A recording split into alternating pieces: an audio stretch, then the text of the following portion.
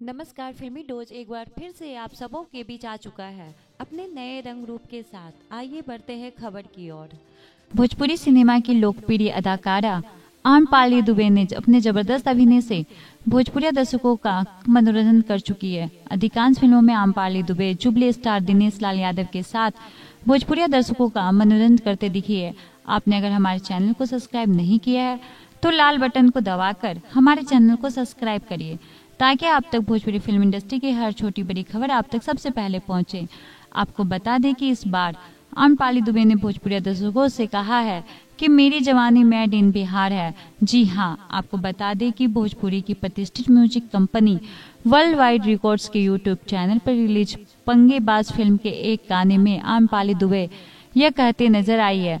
आम्रपाली दुबे का मनमोहक डांस भोजपुरी दर्शकों को काफी पसंद आ रहा है।